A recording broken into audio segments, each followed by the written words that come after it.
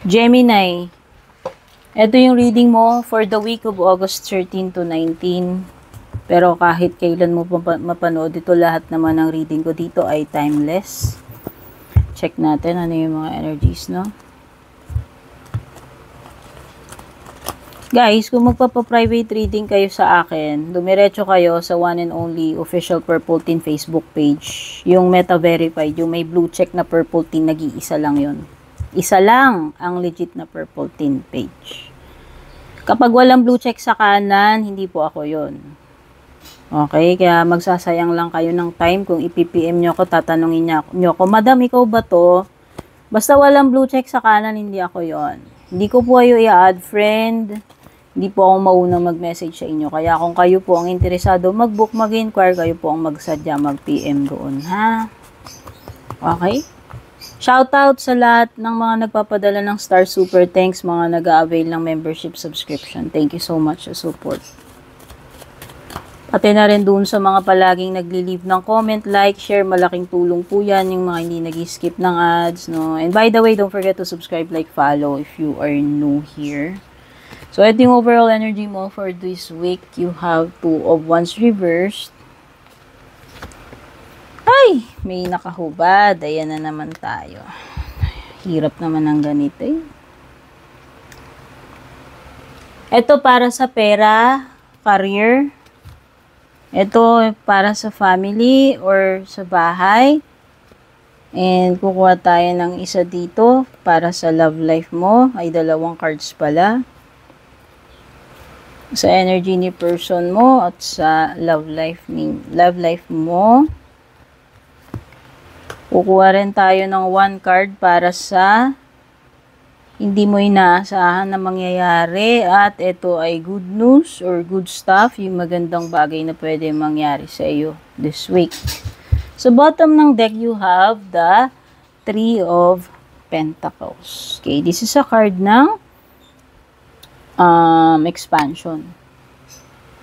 Or pwede rin may pagta-travel, or meron ba ditong nasa abroad, long distance relationship, kino-consider yung pakikipagsapalaran, mag-explore ng ibang opportunity sa ibang lugar, no?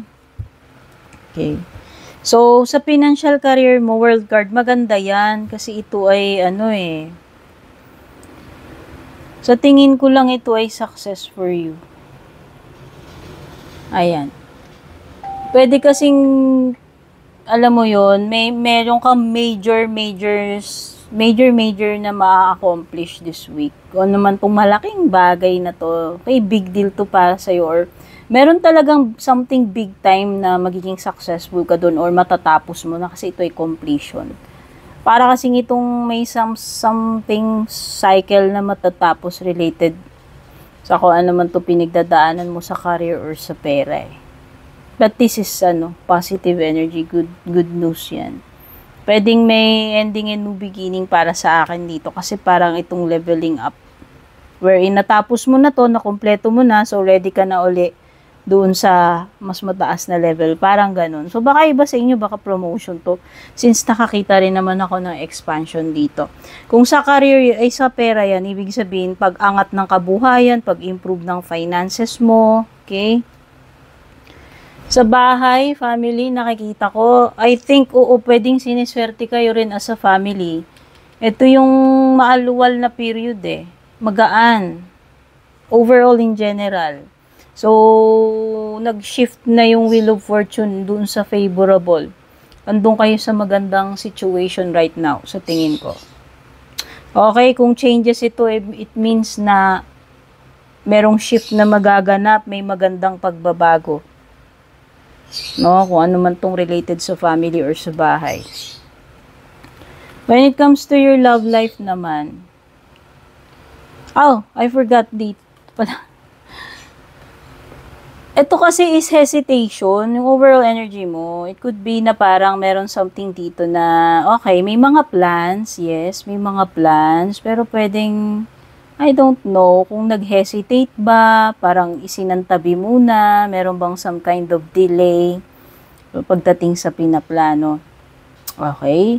Sa pagta-travel, ganun din. Related sa career, pwedeng ganun din. Meron kasi something dito na parang pinag-iisipan mo na pero parang nag-alangan eh. Or meron nga sabi ko pwedeng may rason, no? Pwedeng may pangyayari para sabihin natin na okay, may waiting period, may delay. Okay? Pero pwede kasing may dalawang kang pagpipilian dito. Dalawang path or dalawang options, opportunity. Pero parang hindi ko alam kung magba-back out ka ba or merong some kind of delay. So, sa love life mo, ang energy ni person mo is ghosting. Gemini. So, itong week na to, baka hindi magparamdam to. Or kung ginost ka na niya, for sure, continued pa rin. Hindi pa rin to magpaparamdam, hindi pa magpapakita, invisible pa rin. Okay.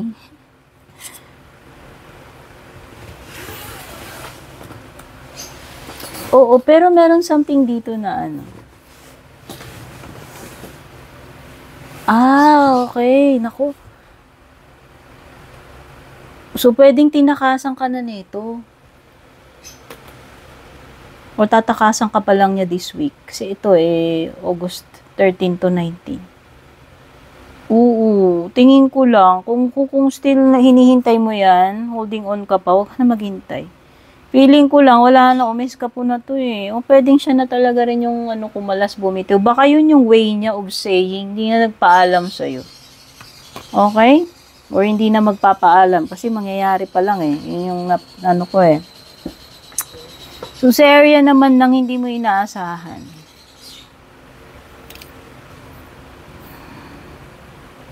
Okay, sa area nang hindi mo inaasahan, okay, exhaustion to. Ano ba to? Some kind of burnout or exhaustion. Meron ditong person na napagod na bibigay. Mapupuno. O hindi ko alam, bibigay katawan. I hope hindi naman. Kasi lahat ng nabibigay yun ang naiisip ko Wala, kung ine-expect mo na baka akala mo makakapagpahinga ka, hindi. Ito na yung hindi mo inaasahan. Hindi pa rin. Okay? Isa pa, kung meron kang hinihintay, pinagdarasal, baka hindi pa talaga mangyari yun. Kumbaga, di ba? Parang, okay, na-expect mo na dapat mangyayari to. Baka akala mo, may parang ma-feel mo, okay, baka akala ko, ito na yung hinihintay ko, pinagdadasal ko, pero hindi pa pala. No, hindi mo inaasahan na ganun. Na parang may delay pa or pwedeng maghihintay ka pa Basta, nakikita ko dito, hindi mo inaasahan na papagod ka, bibigay ka rito, or alam mo yun, yung tipong nakaka-drain siya, walang pahinga. Tapos, sa good stuff naman, good news or yung magandang pwede mangyari sa'yo, okay, good news to when it comes to money or sa anything related sa career mo. Sa tingin ko pa, maaari ring maging successful kung ano man yung gagawin mo dito. Ayan mukhang accomplished ka dito Diba, sabi ko nga may accomplishment, achievement sa financial, sa career. Ito rin. So, nakikita ko ito, na pwedeng maganda yung results or outcome, successful. Kung ano man yun in general. Okay? So, tignan pa natin yung mga ibang paparating sa iyo for this week.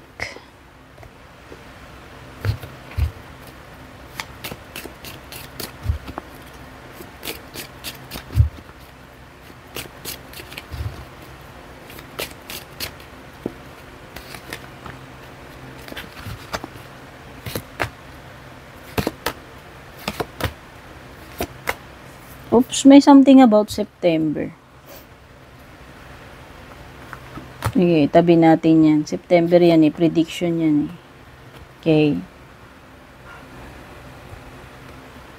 Oops, ito na nga yun Yung iba, emotion nyo bibigay, sobrang pag-iisip. Pwedeng iba, magkakaroon na naman kayo ng depression or anxiety. Sobrang pag-worry to, Gemini. Iwasan mo yun. Maapektuhan health mo. Overall, ikaw. Hindi lang yung katawan mo. Meron siguro mga bagay na naman na ikaka-worry mo at hindi mo na naman mapigilan yung pag-overthink. Oh, pwedeng iba magkaroon kayo ng problem, discord, misunderstandings between family or sa mga nakakasalamuha mo, kaibigan mo, no? Forest. Ayan na naman, gulo na naman ang isip. May pag-overthink, may pwedeng depression, anxiety, ano to?